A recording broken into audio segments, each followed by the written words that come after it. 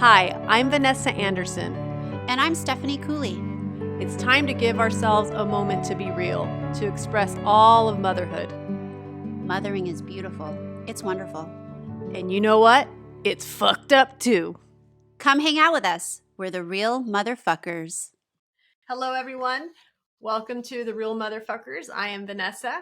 And I'm Stephanie, and we explore the many realities of motherhood. Yep, and life. And today, our next guest, she holds a special position in a demanding, selfless, and courageous profession. That does sound like being a mom, but the other title to this is being a firefighter. And that takes a lot of discipline, grit, and even moments of detachment to function. You have sleepless nights. You have bad weather. Doesn't matter what the weather is, you got to be out there and perform. You have to, you also walk into some people's worst moments of their lives. You have to be there to function and all that. When everyone else has lost all hope, our guest today, she's one of the brave that steps in. As most of you know, I'm a firefighter wife, and most firefighters are gone from 24-hour shifts to even months, depending on their positions in the fire service. That's why when I met our guest, I was in awe of you because I thought, oh, she's a firefighter, but she's married to a firefighter. I'm like, how the heck does that work out?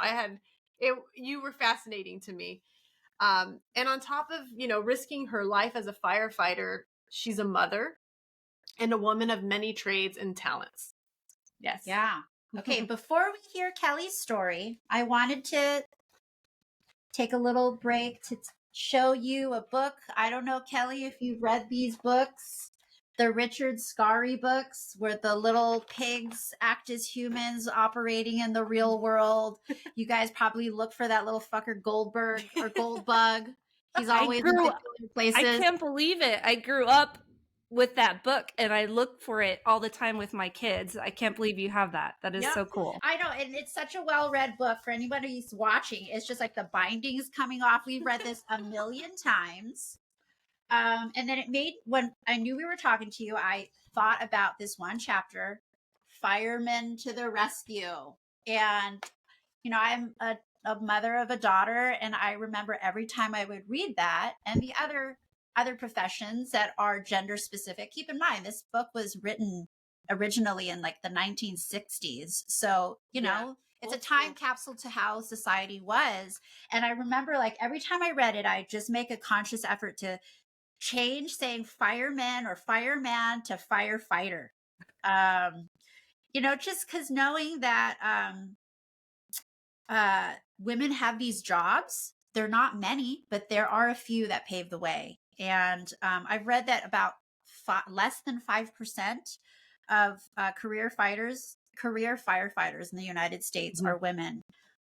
So I wanted to give this warm welcome to one badass woman, Kelley Delotch.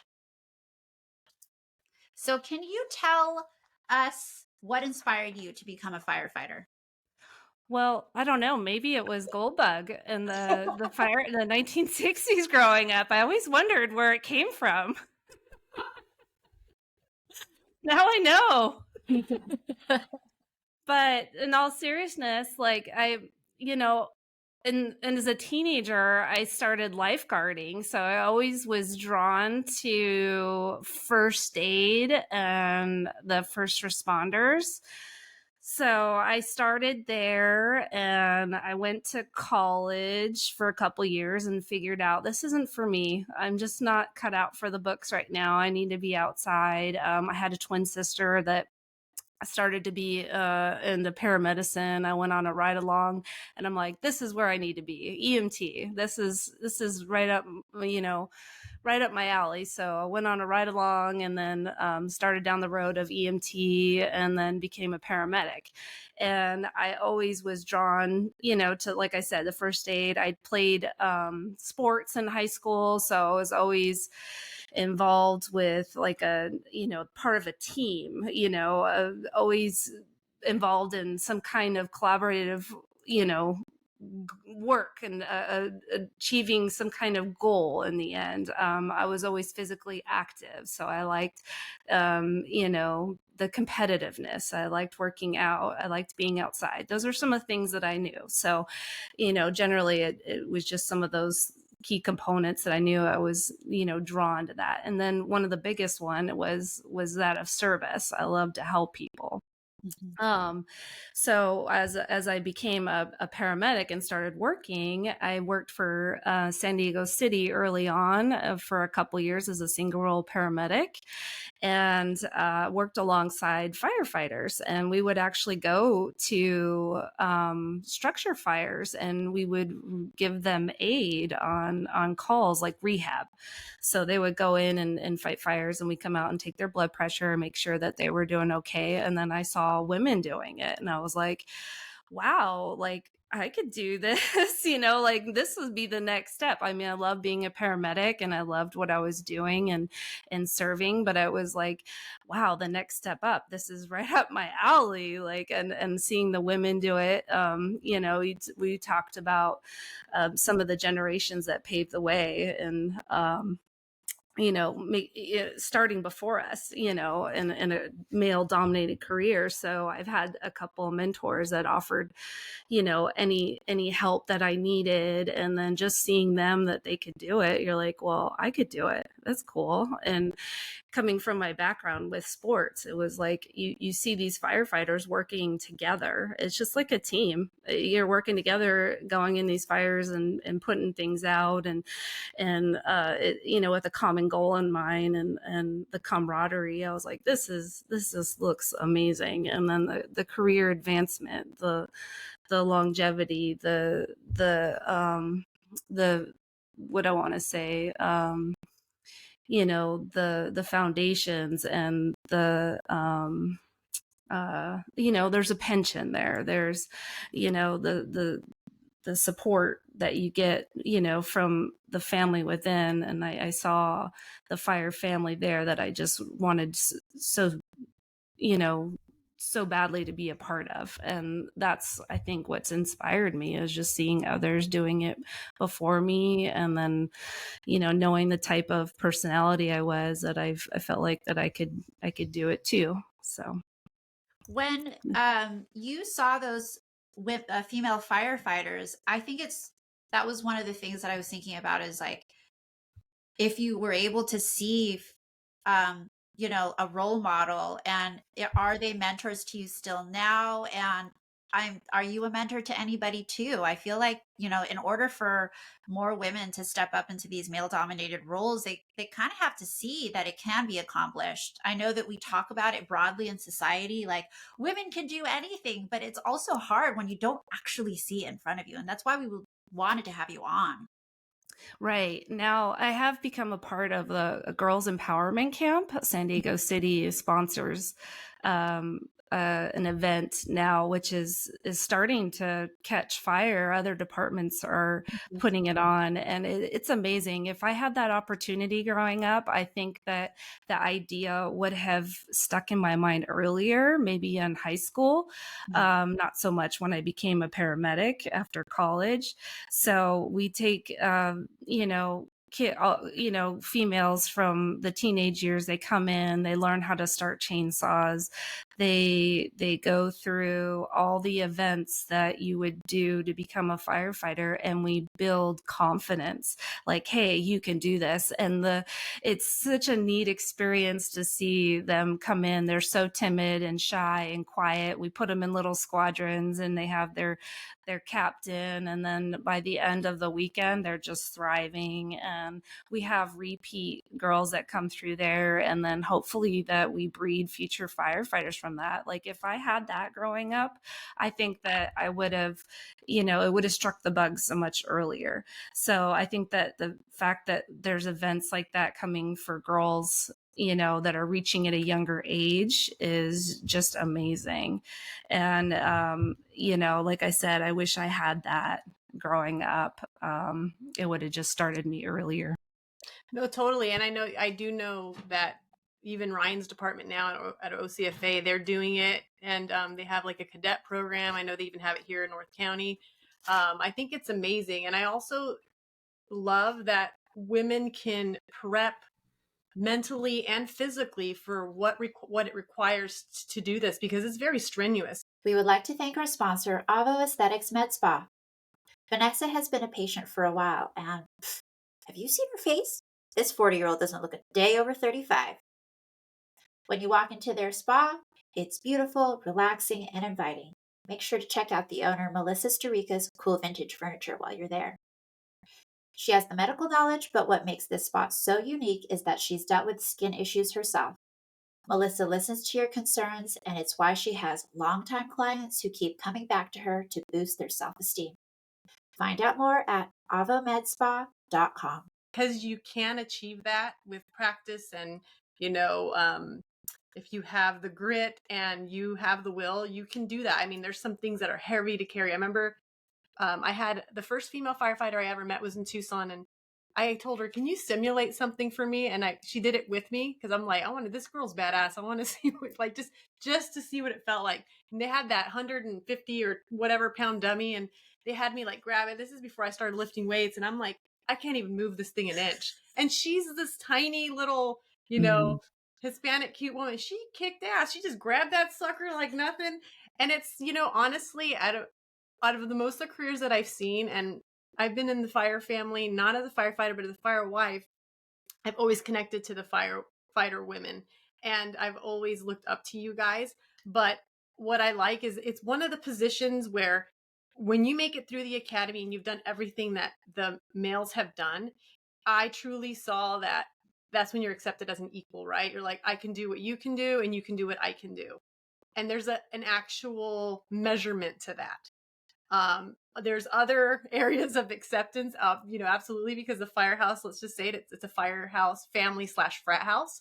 There's a culture there that, is fun, but, how did you integrate into that culture the first time you went into especially during probation? Because a lot of people don't know about probation being this, I don't want to call it a haze period, but you have to be immaculate perfection from what you're dressed to the station. Can you elaborate on that, please, and tell me how you integrated yourself?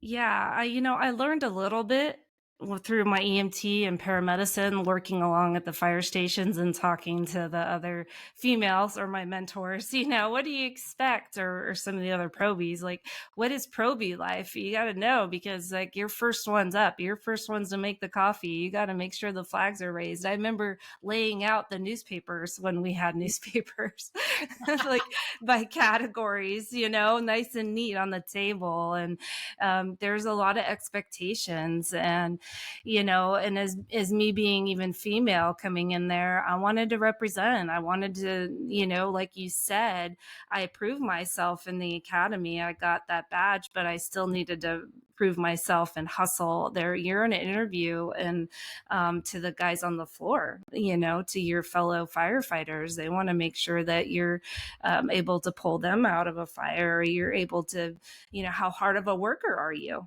Are you going to be able to pass all your exams? Are you going to be able to, be relied upon? And are they going to count on you when things get hot, and there's a fire. So as a probie, I just kept my mouth shut, which is, they always say seen and not heard, made sure I worked hard, made sure I was always, first one there. I had an advantage. Obviously, my boyfriend, now my husband, was a firefighter. So he'd always tell me, you're first one to that tool, you're the first one to that nozzle. You're the first one, he would always just make sure to give me tips that would, help me and build my reputation, because they say it takes, a second to ruin a reputation, and you have a lifetime, that you uphold one.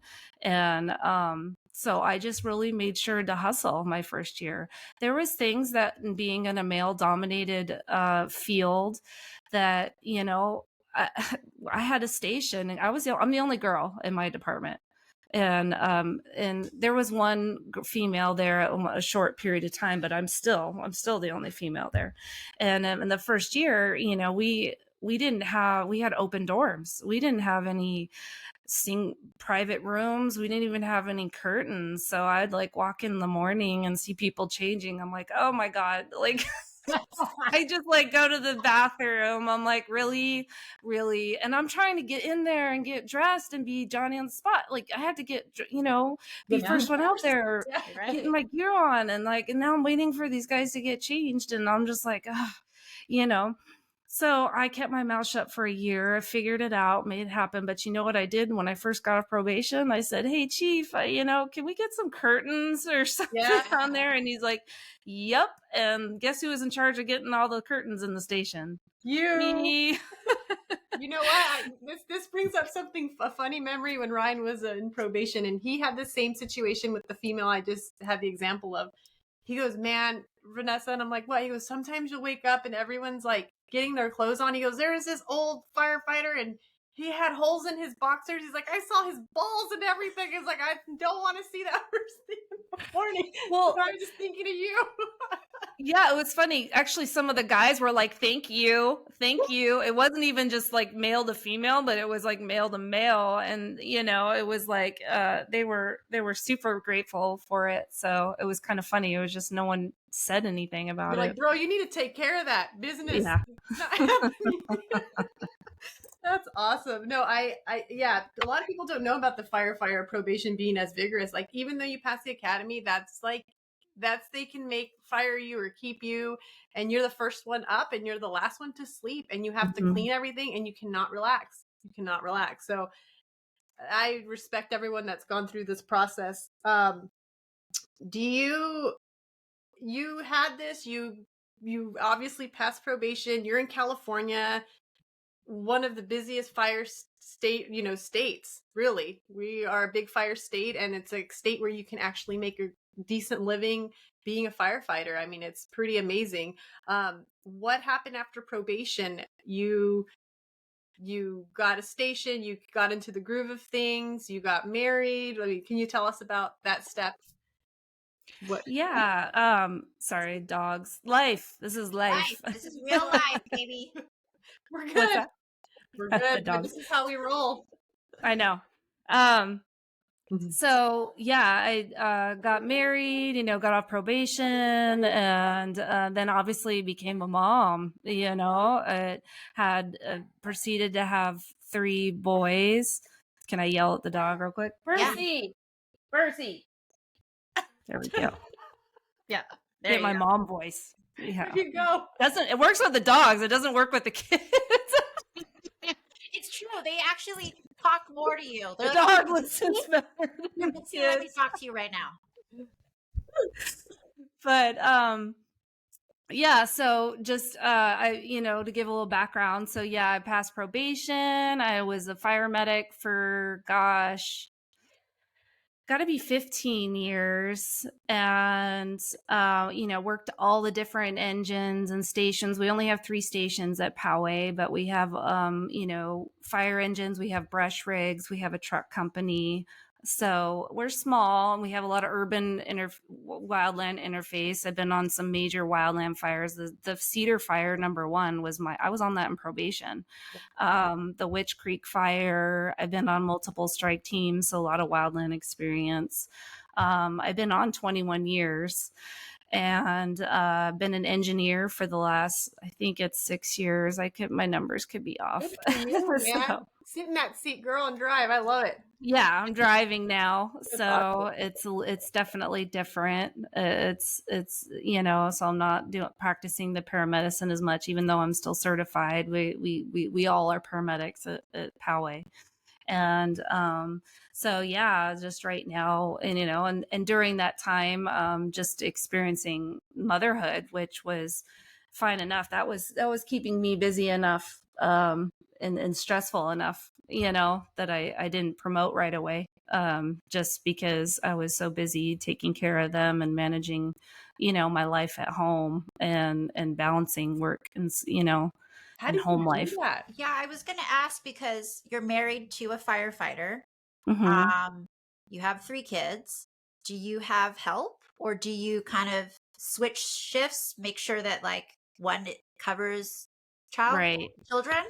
So when we first started with our first child, we were on opposite divisions, and that was difficult. That was like you're single parent. It was, drop the kid off in the morning at my mom and dad's, and then my husband would pick him up, and we just never see each other. And then there's the forces, Vanessa, anything about Yeah. those is like, oh, I'm not coming home today. And then he's going to work. And it's like, oh, I remember crying on the phone going, what do I do? Do I turn down a force? Do I, does he call in sick? And do we find childcare? So we did that for the first year of our son's life. And then we switched gears, and then we went on the same division.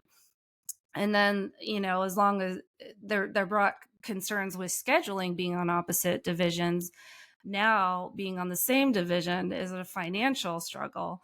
So we have a nanny. We essentially had a 24-hour nanny that was equivalent to a second mortgage. Wow. Being Yep. excuse me. So it was really expensive, and but it allowed Randy and I to see each other, so we could parent together. But you had to really find someone that you trust.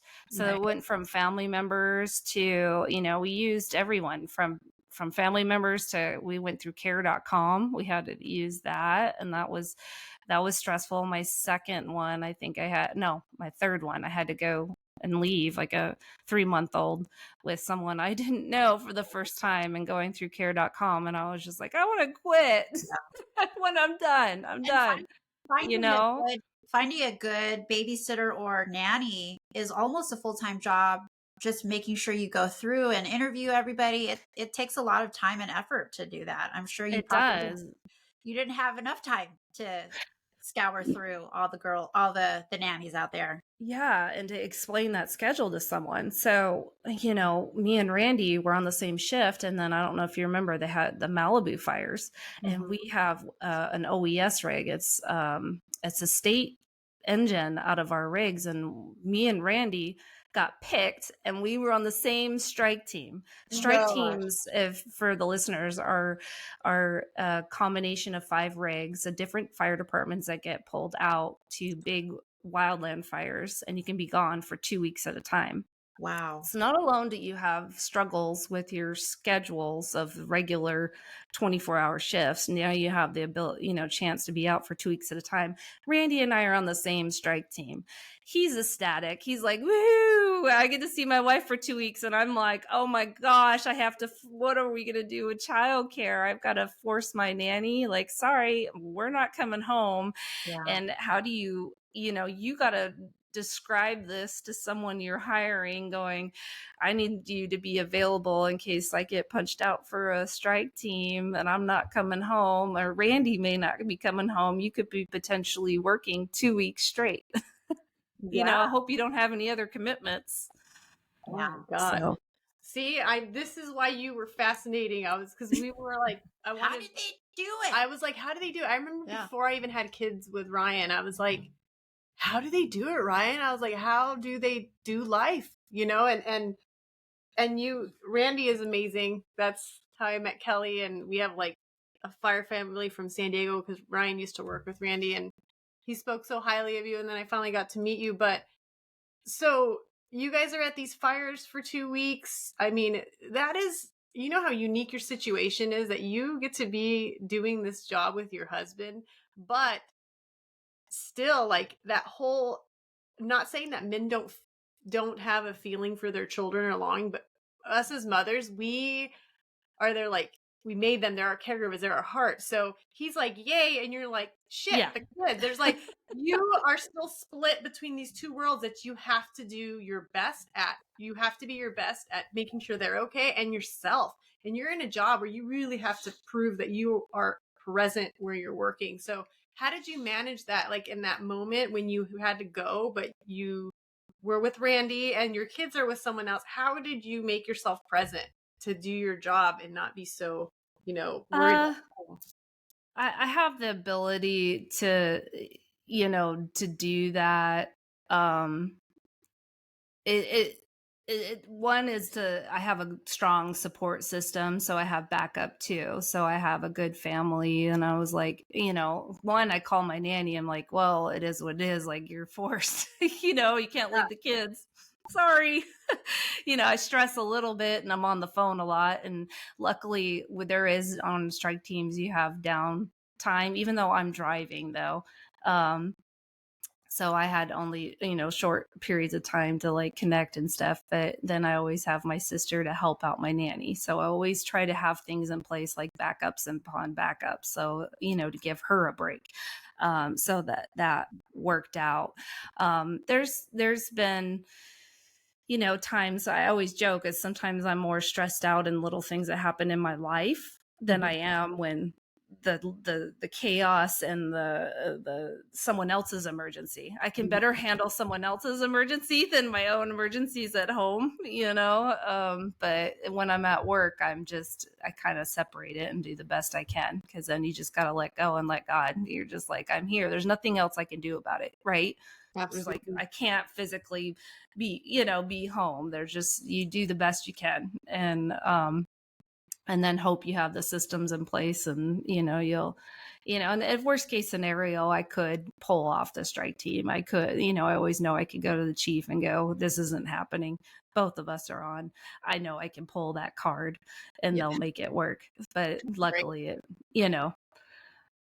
luckily it worked out. Yeah, I love that they support you. That's very important. Yeah, that's very important. Well, you talked in the beginning about how, and I'm not in the firefighter family scene or anything like that. I just know stuff from what Vanessa tells me, but I thought it was fascinating. And I didn't realize the team mentality and how everybody's there as a team and looking out for each other. And I kind of forget that. And that's such a beautiful thing, that you have that. Yeah.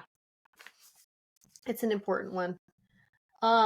You were just talking about your perspective of calls and how you can handle people's lives better than you can. And that's kind of leads up to our next question.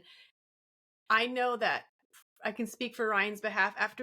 Before we had children, he always had a soft place in his heart for children when they were involved in calls. But after we had our daughter, I actually had him come home upset one time when it was a call for a child, because he felt it more deeply. Do you feel like that changed for you? Any particular calls that became more sensitive to you, that were sensitive but became even more so when you started going on calls after being a mother? Yeah, I think that you tend to resonate more when you become a mother with calls. I think it's definitely can hit you a little bit more without knowing it, or I shouldn't say knowing it. It could happen unexpectedly. And you're like, but what I noticed is when I became a mom, I tended to gravitate, and also being a medic, to the little kids that got hurt. Like, I tended to tend to them more. Like, even if it wasn't my patient, I'm like, get me in there, let me take care of them. Or if there was a sick baby, I was actually the first one there. I wanted to take care of them. I'm like, asking all the right questions, like how many, diapers did they go through, and what was the temperature? Did you give them any meds? And, if there was a childbirth, I'm like right in there, So I actually was like, and it wasn't even my patient. I'm like, sorry, this is mom mode. I'm like, give me the baby. I got this. This is my realm. Yeah. And they're like, this is my patient. And I'm like, give me the baby. Like, you just, it's just, sorry, the mom thing took over, and they laugh. They're like, no, have at it. Go for it, That's awesome. Would you recommend this job to females? Like, what kind of a woman, a person who wants or is curious about this job, what kind of traits do they need? And what do you have as advice for moms who might want to consider this too? Or people who don't have kids yet, but want to someday be a mom as well. Yeah, I definitely would recommend this job. I love it. I can't believe I go to work every day. There's not a time where I'm like, oh, I got to go to work, But I do think that becoming a mom, there's so many struggles that come along with it, and challenges that, you have to think of when you enter this career. And some of the big ones is scheduling. I have a unique situation that my husband is a firefighter, which is now retired. He's stay-at-home dad. So that's presented a whole new challenge in itself. But you have to have a strong support system, and maybe, whether it's family or care.com but support system and Right. backups upon backups, because our schedule can be so demanding and unpredictable. So you just have to be prepared to roll with that. So just go in with eyes wide open, and then and expect the unexpected. It can be a very rewarding career. It's that of service. Like I said, it doesn't come without struggles or challenges, and it can be done, and I'm not the only one. I have other females on the job that are married to other firefighters, and there are other females that actually have kids, and they all, make it work out. And I would say some of the traits, obviously being physically fit is part of the job. Uh, you know, having and not only physically fit, but also the right attitude.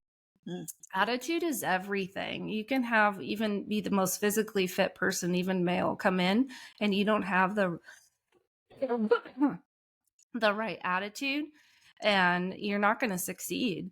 This is you're in an environment where you have a second family, and you're in tight quarters, and you're having to work with people with all different situations, and sometimes really extreme situations. And you got to troubleshoot, you got to work through life-saving measures, and you got to rely and count on that person next to you. And sometimes it's taking criticisms, sometimes it's working through things that you know that are challenging you. You may not do well, you may do a skill and may not get something, and you're going to have to overcome that. And how are you going to do it? And you have to operate under pressure. We have a lot of people that even in paramedicine or in their firefighting skills, they can't operate under pressure, and you got to perform, otherwise you're not going to succeed. So having a good attitude of I'm not going to fail. I think I went into that with the academy, and I'm like, I'm not failing this. I will do whatever it takes. I will go work on extra on the weekends. Like, it just wasn't even a thought in my mind of failing. And so I'll just do whatever it takes. And determination, just that I was going to, do whatever that deems necessary. And then at least I know that I've given everything that I can to trying to succeed. And if whatever the end result, at least I did my best. Right. Absolutely. And I know this is a career where you cannot hide behind your mistakes, and you cannot hide behind anything that you're deficient in. It's seen, it's shown, and it'll be highlighted to you. And this is not a job that, if you think the world owes you something, this is not the career to go in either. Like, you need, doesn't matter if you're female or a minority. And I'm glad that we're becoming diverse, but I think this is the kind of job that you have to be able to do it no matter what you are, because other people are depending on your skills, your strengths to lift, your ability to, like you said, think under pressure. You have to prove yourself. It doesn't matter who you are. You gotta fit this profile for not just yourself, it's for others. I have a question. Go for it. Just thinking about all of the daily pressures, the stress, the trauma, the shit you see. What do you do to get your head on straight, to be able to go back to your home and be okay? Do you go to therapy? Do you do meditation? Do you brush it off? What do you do? Yeah, all the above. Yeah. Well, one of the biggest struggles, even in the fire service, is mental health. I don't know if you guys looked at statistics lately, but there's a lot of suicides in first responders lately. And, a lot of that, there's a lot of PTSD on the job. There's a lot of lack of sleep. There's a lot of scheduling. There's a lot of divorces. I mean, gosh, there's so much. Me personally, I've had a struggle with mental health. I've had, PMDD. It's like a gnarly form of PMS, where I've had to struggle. I was always like on the camp of having taking natural medicines. I was always like, I want my essential oils and my herbs and meditating. And then there was a point where I'm like, this isn't cutting it. This isn't enough. Yeah. I'm struggling. I'm yelling at the kids. I'm yelling at my husband. I'm like, this is real. And I'm like, I'm stressing out at work. I was making my captains telling me, make a left turn, and I would make a right. And so it was really stressing me out. So then I turned to medications.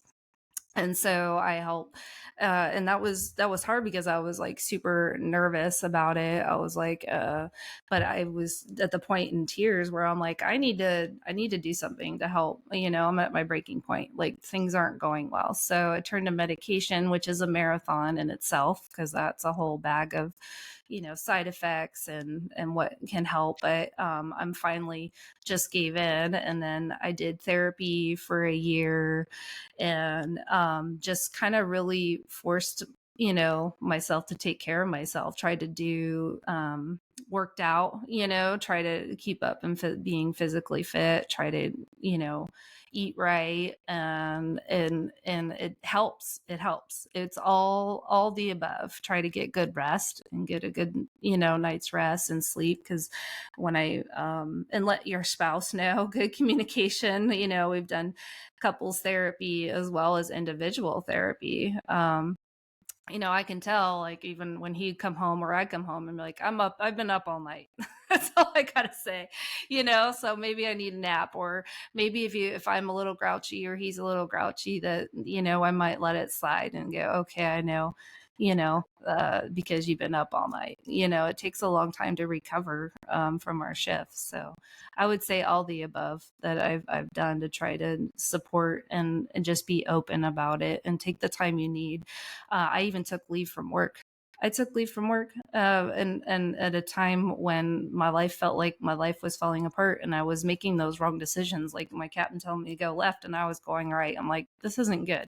And time out. Took 6 months leave. That was a time when COVID happened, and then we lost our nanny, and then my husband retired early, and then so I was like, I need to just pause. And I took long-term disability. There's nothing that says you can't take that for mental health. And it was the best decision I have, because I was just like, I focused on family, took a pause and reset so I could take care of myself, because there's no way I'm going to be able to be present for my job if I wasn't there taking care of myself and my mental health. Thank you for saying that. I know. I was just like, saying yes, thank you for saying every single thing you said. I just love that you told the whole story. The fact that you tried going natural, but then you listened to yourself, and then you ended up taking medication, and that's a marathon, but it's okay. Like, nothing is everything. It's everything that you have to do to just try out a little bit of everything to figure out what works for you. And I'm so glad that you shared like all the ups and all the downs and all the downs and more downs. Yeah. And the fact that you highlight that you do have to take care of yourself, moms out there. Yeah. You do have to take that pause so you can function for other humans. You have to function for yourself first. And thank you for highlighting that point.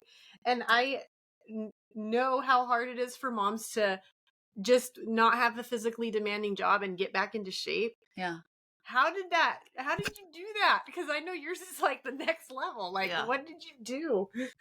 Oh, yeah. I stressed myself out so much. I had 3 C-sections. Oh my gosh. I was like on the bike like 4 weeks. Like, I'm like, what am I doing? I was so stressed out. I mean, I think the important, when I was pregnant, I tried to be on the elliptical and then walk. So I tried to be active. So I knew, because I knew it was like always on my mind, always, the big road back.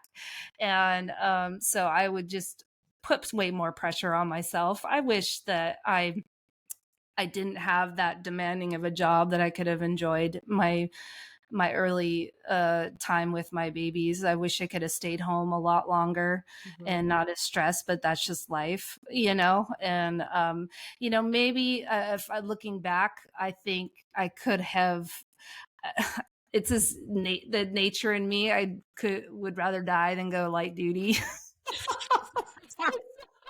So I'm like ready to like getting on the bike in 4 weeks post surgery rather than, but maybe I should have gone light duty Oh my and gosh, given you and myself Vanessa are the time. same. You and Vanessa are the same.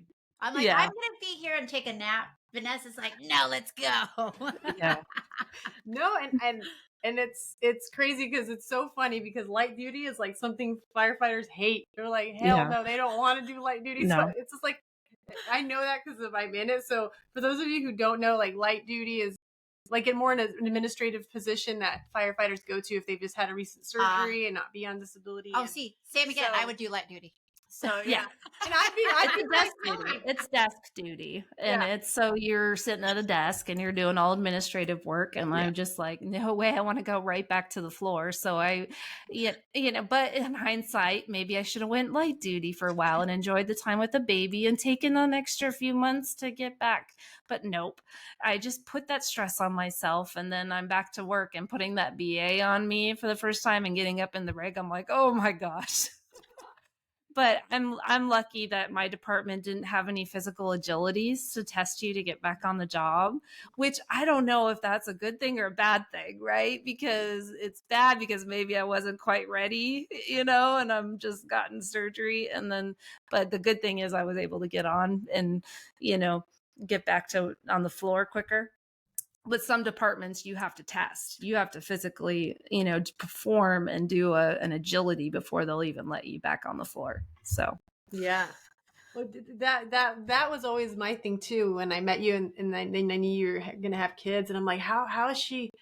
I know it took me forever to get back in like the shape I thought was shape, and I'm like, another layer to you, Kelley. I was like, this Kelley, man, she's gonna do it. But I know that on top of everything else that you do, I remember you making soaps and having like a side business, and you guys do things a lot with goats. And I know that you guys keep morphing into this like bigger thing. So she's just not, I don't even want to say just a firefighter, but that's everything she just talked about was like enough, right? Well, can you tell us your other layer? Because I think it's so cool that part of it's you. like not normal.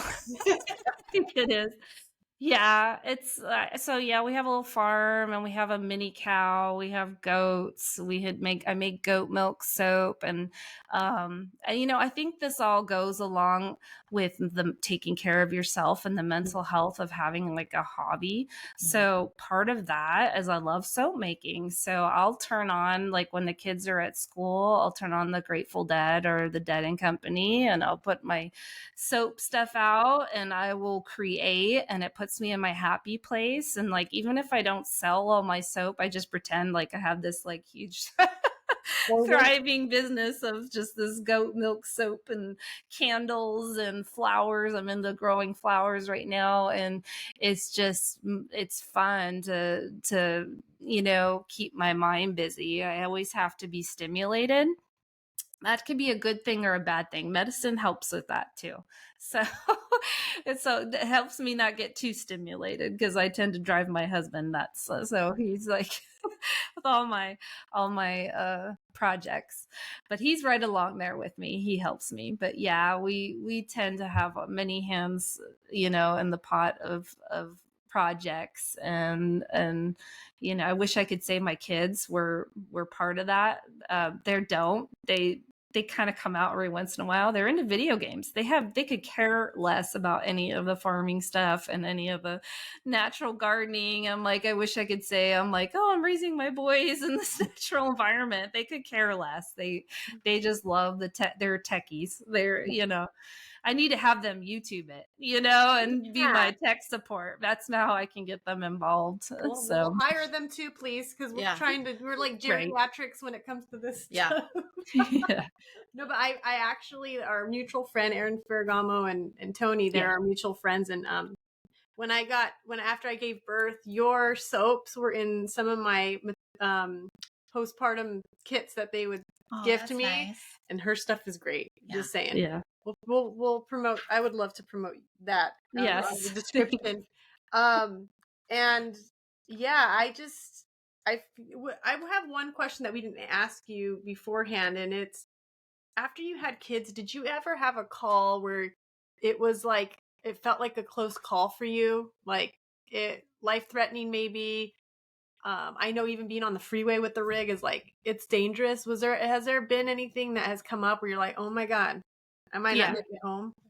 Yeah. No, I had one kind of earlier in my career. It was an arson fire, and I was on the nozzle and going deep, and I was with a firefighter from San Diego, and I wasn't with one of my own crew members, so I didn't know who they were, how they operated, and I couldn't find out where to go. I didn't know where the fire was, and he went ahead of me with the nozzle, and I was just kind of feeding the hose, and it was just really hot. It was really hot, and it was a point where he ended up getting burned, and I was just like, I'm scared. I was like, I don't like this. Every part of my you know the hair was standing on the back of my neck up, and I was just like, this isn't good. I don't like this. I'm just scared. I don't want to be here. This isn't right. And it turned out it was actually if he would have gone even further down the hall, the floor had burned. It was a second story that we were on. The floor had burnt all the way through to the first floor, so we could have fallen through. But it was, and then he ended melting his helmet, and that whole bit. But it was just like, it was just scary, and I was just like, I want to come home to my kids, and this is real. Like, I always felt like Superwoman in the beginning, like when you're young and I felt like I kind of relate being a probie to Labrador retrievers. Like, you're like, you're like in there in the fire and point me where to go and go, and then you have like this Superman mentality, like you can do anything until something happens where all of a sudden you get really humbled and you're like, no, this is real. This is real. And that's why you see a lot of captains, they change and they go, well, no, my first priority is making sure you get home safe. They have to tame the Labradors. That's where experience comes in. And so you see a lot of those roles in your responsibilities as you further your career in the department, and in your, as far as moving up the ladder, engineer, captain, chief, your outlook changes. You tend to care more about your crew members and making home safe because you've either experienced some of those things, but yeah, I did. And it definitely made me think twice, made me think differently when I train, or made me pause the next time I go into a burning building, take a look around, look at my surroundings. And some of the jitters are out, the more experience you have and the more fires you go on, it gives you a second to take a look and come up with, well, maybe I shouldn't run into that one so fast. Maybe we need to ventilate first. and there's some things that we should think about before, running in so fast and taming the Labrador, Absolutely. Well, thanks for sharing that, because you get hairy moments. There's a lot of calls and there's risks, and there is a ratio and a statistic, every time you run in. Thank you for your service, Kelley. I really appreciate it. I'm glad you're here locally. You have any other further questions? No, I think we can ask our 3 fun questions. Can you tell us something that's in your purse and what it says about you? Oh, in my purse, I would say like 2 or 3 reading glasses, which sucks because I'm getting older and I need reading glasses everywhere. You put it at the end of your nose and then look up at your kids and make it look like you're even older than you are. That whole No. Heck no. I just don't want to have to wear them while I drive. But I'm just like, how many glasses do I have in my purse right now? Like, it's just a sign of that I'm evolving. Yeah. And I just want to say, sometimes just like the medication you decide to take to help you, sometimes you need the reading glasses. You put them on to help you read. You know, it's just you evolve, and it's progress, not perfection. You know, you're just trying to get through life to help it, you know, make things a little easier, you know. Yeah. No, I get it. My husband we were looking at each other, we woke up trying to be romantic, and he's like, "You're so beautiful, but can you back up so I can see you?" Because we can't see each other this close anymore, you know? We gotta the reality of Oh, authority funny. setting in. It's like, and I couldn't see him either, so I'm glad he said it first. You're blurry right now. Yeah, you're blurry, but I love you're you. beautiful. Back up. Back up. So what inspires you, Kelley? What inspires you in your life? Oh, you know, inspires me are all the stay-at-home moms. You know, you talk about me having a career and doing it with being a mom and all that inspires me. Just like I look at, because I'm so hard on myself that I'm not meeting the mark of taking the kids. Like, I don't feel like taking them to karate practices or this. I'm tired, dude. Like, I spend all time outside with the farm, and then I go pick them up, and then I'm like, I don't want to go, you know, I want to just like eat dinner and take a nap. And I look at social media, which I know we're not supposed to, like, half of that is real, right? But I look at some of these moms that are stay at home and they do all these amazing things with their kids, and I envy them. I'm inspired by them that have it all there, that give everything to their kids, because I always feel like, what am I lacking? What am I not there for my kids, because I'm so busy with managing the career and the kids, that hats off to all the stay-at-home moms, because I know that's just as tough of job. And you know, just know that wherever you are at in your journey or your life or whatever role that you've chosen to pick, there's always someone looking at you going, wow, you know, look at you, got it together, or wishing they were more like you, you know, just like, and wishing that they had it together like you, because here I have the career and doing everything. I wishing that I had it, you know, the more get it together and organization and of the stay-at-home moms. So I love that answer. I do too. Thank you for saying that. Mhm. I'd like to say the last. Yeah. When did you fuck up as a mom? And what did you learn? oh this is funny. Like, I forgot to pick them up from school. Like, Ah. it's fast Mondays. Like, I probably was soap making, and I was like, probably had my Grateful Dead on, soap making, and then the school's like, "Are you gonna come pick up your kids?" And I'm like, "Oh my god, it's fast Mondays!"